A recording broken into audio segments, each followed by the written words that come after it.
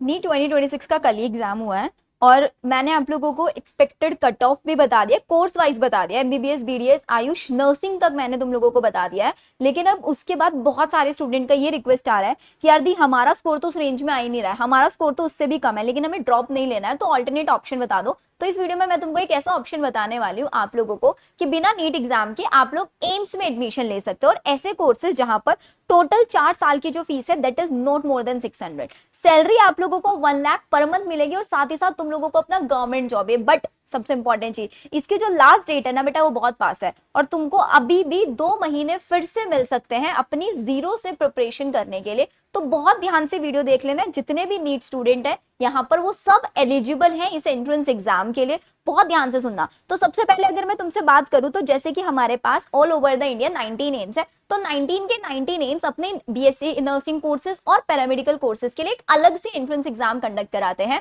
और बहुत सारे मेरे खुद के पढ़ाए हुए ऐसे बच्चे जो बाय चांस सिलेक्शन नहीं ले पाते हैं, उनका स्कोर कहीं ना कहीं कम हो जाता है, क्योंकि अगर आप कट ऑफ के अकॉर्डिंग देखोगे तो लास्ट ईयर अगर हमारे पास बच्चों को 575 पे मार्क्स में कोई एमबीबीएस मिल रहा था, इस बार 595 पे नहीं मिलेगा, इस बार हो सकता है 600 पे भी ना मिले। तो बच्चे की क्या गलती है उसमें? स्टूडेंट की कोई गलती नहीं है। लेकिन क्या हम लोग हर साल ऐसे ही बार बार ड्रॉप लेते रहे? नहीं। तो आप लोगों को ऑल्टरनेट ऑप्शंस में जाना चाहिए, जैसे कि एम्स दिल्ली। अब एम्स दिल्ली जाने के लिए आउट ऑफ द 720, 710, 715 मार्क्स लेकर आना है, लेकिन तुमको यहाँ पर एम्स दिल्ली बहुत इजीली मिल जाएगा। 100 मार्क्स का पेपर होता है, आउट ऑफ द 100 अगर तुम लोगों ने 70, 75 तक भी स्कोर कर लिया तो तुमको तब भी एक सीट मिल जाती है, क्योंकि कॉम्पिटिशन यहाँ पर बहुत कम होता है। अगर मैं एम्स दिल्ली की बात करूँ तो एम्स दिल्ली सबसे पहला कोर्स बीएससी नर्सिंग कराता है, और नॉट ओनली कोर्स, यहाँ पर आप लोगों को जब आप पढ़ रहे हैं ना, अगर आपको एम्स दिल्ली मिल जाता है तो हर महीने आपको 500 रुपीज दिए जाएंगे हर महीने। और अगर आपको इन पैरामीटर, जैसे कि अगर मैं बात करूं एमआरआईटी, अगर देखो एक एमबीबीएस डॉक्टर की बात करें ना, तो किसी के भी 2 हाथ होता है, तो एक एमबीबीएस डॉक्टर मेडिकल फील्ड में 2 हैंड्स, एक नर्सिंग डिपार्टमेंट होता है और एक allied health care department,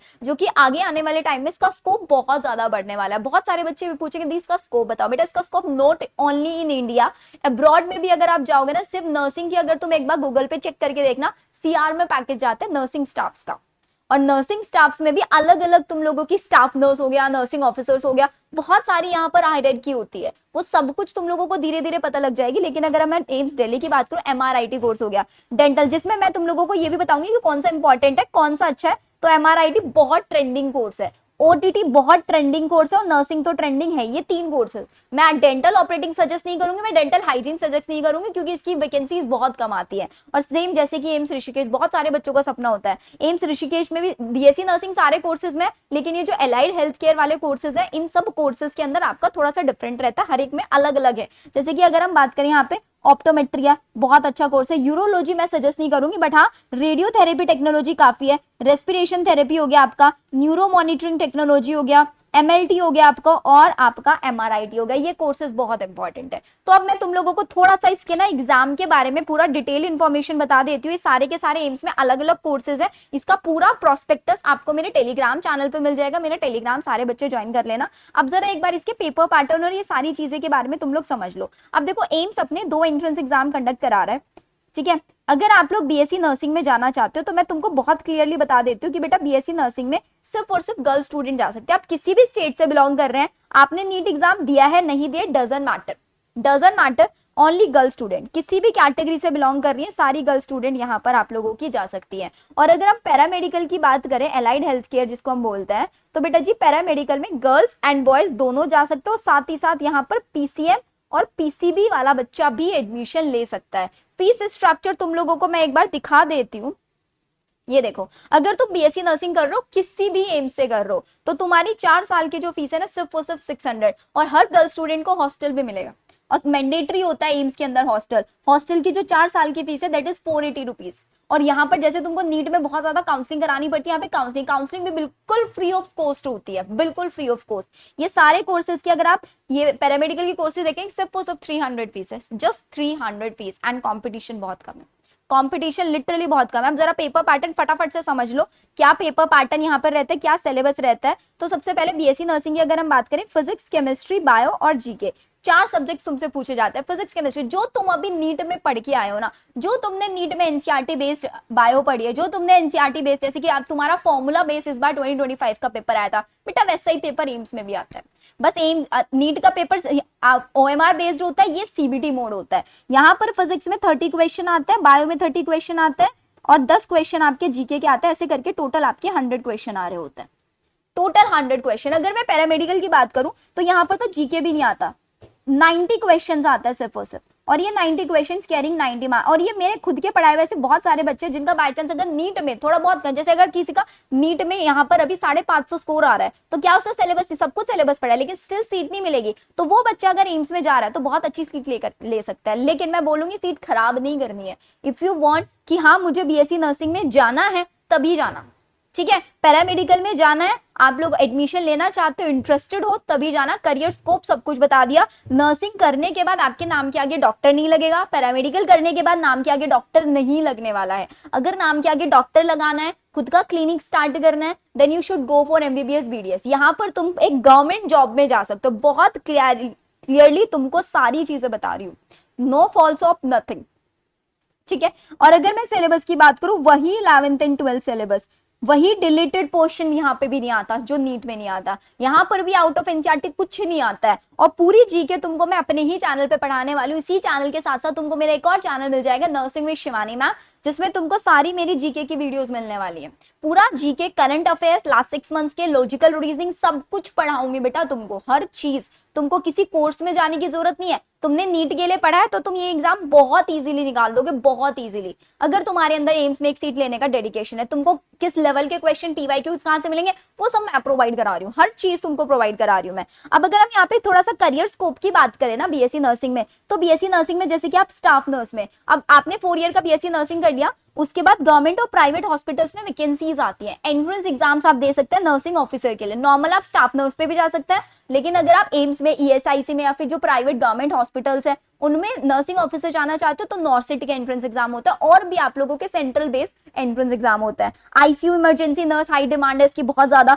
community health officer CHO आप इसमें जा सकते हैं। एमएनएस के अंदर आप लोग बहुत इजीली जा सकते हैं। स्टाफ नर्स हो गया, सीनियर नर्स हो गया, इसके बाद आप नर्सिंग सुपरिटेंडेंट में बन जाता है, एंड आप हॉस्पिटल एडमिनिस्ट्रेशन के डिपार्टमेंट की पोस्ट पर भी जा सकते हैं। इसके बाद बीएससी के बाद अगर आप हायर स्टडीज करना चाहते हैं, आप अपना एमएससी कर सकते हैं, नर्स प्रैक्टिशनर कोर्सेज कर सकते हैं, या फिर आप हॉस्पिटल मैनेजमेंट में यहाँ पर एमबीए भी कर सकते हैं। सैलरी 1 लाख अराउंड होती है। अगर आप अब्रॉड में जाए, जैसे यूके, कनाडा, ये सारी कंट्रीज हो गए, इनमें सैलरी बहुत अच्छी, ऑप्शन बहुत अच्छे होते हैं नर्सिंग के अंदर। आईएलटीएस और ओईटी का एंट्रेंस एग्जाम देकर तुम लोग अब्रॉड के लिए भी जा सकते हो if you are interested. Initial salary की अगर मैं बात करूँ तो 25,000 से लेकर 80,000, लेकिन गवर्नमेंट अगर नर्सिंग ऑफिसर की पोस्ट पे चले जाते हो तो इनिशियल सैलरी तुम्हारी 85-90 के आसपास हो जाती है। और अब्रॉड में तो कोई भी कैप नहीं है बेटा, अब्रॉड में तो बहुत बहुत अच्छे ऑप्शंस मिलते हैं। अब अगर हम पैरामेडिकल में बात करें तो तुम लोग टेक्नीशियन में जाते हो, क्योंकि अगर तुमको फीवर है 8-10 दिन से, तो डॉक्टर तुमको मेडिसिन देने से पहले बोलेगा यार तुम जाके ब्लड टेस्ट करा के आओ। तो ब्लड टेस्ट कराने के लिए किसके पास जाओगे? एक डायग्नोस्टिक सेंटर पे ही तो जाओगे।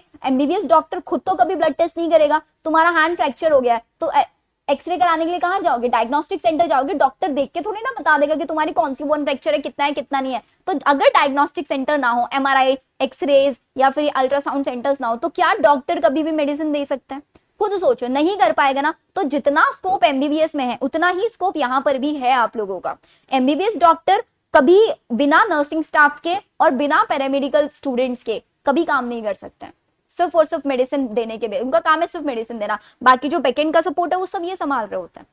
चॉइस इज योर्स, तुमको किस ऑप्शन में जाना है। मैंने तुम लोगों को ऑप्शन दोनों बता दिया। एम से बेस्ट और कुछ नहीं हो सकता है यहाँ पर। अब इसकी एप्लीकेशन फॉर्म की अगर हम बात करें तो इसकी जो लास्ट डेट है एप्लीकेशन फॉर्म की, नर्सिंग पैरामेडिकल दोनों की, जो last date is your 10th मई बेटा। 10 मई इज द लास्ट डेट। 10 मई से पहले आज ऑलरेडी 4 मई हो चुका है। You have 6 days. तुम लोगों को कैसे अप्लाई करना है, कैसे नहीं अप्लाई करना है, अभी सारी चीजें मैं तुम लोगों को बता दूंगी, ठीक है। अब इसकी मैंने तुमको फीस स्ट्रक्चर बता दिया। नर्सिंग की अगर मैं सीट की बात करूँ 1366 यहाँ पे सीट है, ऑल ओवर द 19 है। ऐसे ही हमारे पास 750 के आसपास हमारे पास पैरामेडिकल में सीट है। सीट की टेंशन मत लो, क्योंकि हमें तो एक ही सीट लेनी है। डेडिकेशन है तो एक बार फटाफट से 4 सेक्शन में सारे बच्चे एम्स लिख के जाना, एम्स 2026। और अपने वो फ्रेंड को जो नीट के बाद बहुत ज्यादा परेशान हो चुका है, डिमोटिवेट हो चुका है, उसके साथ इस वीडियो को जरूर शेयर कर देना। अब बात कर लेते हैं यार दी इस लेवल के क्वेश्चंस कहाँ मिलेंगे, क्योंकि मैंने नीट में सिलेबस तो पूरा पढ़ा हुआ है, तो बेटा आप सब लोगों के लिए मैंने एक टेस्ट सीरीज स्टार्ट किया, पावर टेस्ट सीरीज।